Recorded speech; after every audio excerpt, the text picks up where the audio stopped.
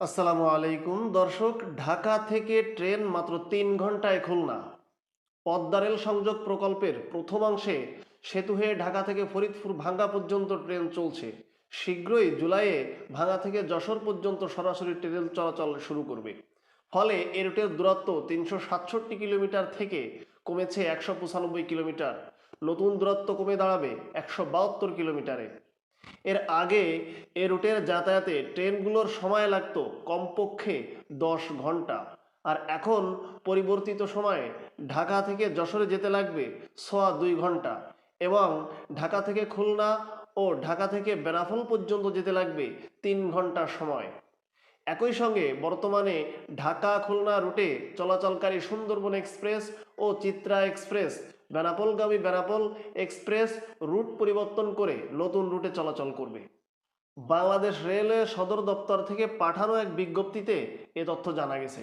চিঠিতে বলা হয়েছে, খুলনা ঢাকা রুটে প্রথম ট্রেনটি খুলনা থেকে 6টায় ছেড়ে ঢাকায় আসবে সকাল 9টায়, এবং ট্রেনটি সকাল 9:30টায় ঢাকা থেকে খুলনার উদ্দেশ্যে ছেড়ে গিয়ে পৌঁছাবে দুপুর 12:30টায়। অন্যদিকে ঢাকা খুলনা রুটে প্রথম ট্রেনটি ঢাকা থেকে 6টায় ছেড়ে খুলনায় আসবে সকাল 9টায়, এবং ট্রেনটি সকাল 9:30টায় খুলনা থেকে ছেড়ে গিয়ে ঢাকায় পৌঁছাবে দুপুর 12:30টায়। খুলনা ঢাকা রুটে তৃতীয় ট্রেনটি ঢাকা থেকে দুপুর 1টায় ছেড়ে গিয়ে খুলনায় পৌঁছাবে বিকাল 4টায়। একই সঙ্গে যশোর থেকে খুলনার দূরত্ব 45 কিলোমিটার বেশি হওয়ায় ঢাকা খুলনা ভাড়া হবে 550 টাকা। বর্তমানে দেশের লোকাল, মেইল, কমিউটার ও আন্তনগর এই 4 ধরনের ট্রেন চলাচল করে। লোকাল ট্রেনের ভাড়া কিলোমিটার প্রতি 39 পয়সা, আর আন্তনগর ট্রেনের ভাড়া নন এসি শ্রেণীর ভিত্তি ভাড়া 1 টাকা 17 পয়সা, আর কিলোমিটার প্রতি এসি শ্রেণীর ভিত্তি ভাড়া 1 টাকা 95 পয়সা।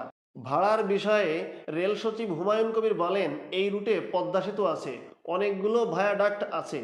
পদ্মা সেতুর জন্য আলাদা করে কিলোমিটার হিসেব করে ভাড়া ধরা হয়, তাই সব মিলিয়ে ভাড়া ঠিক করা হচ্ছে।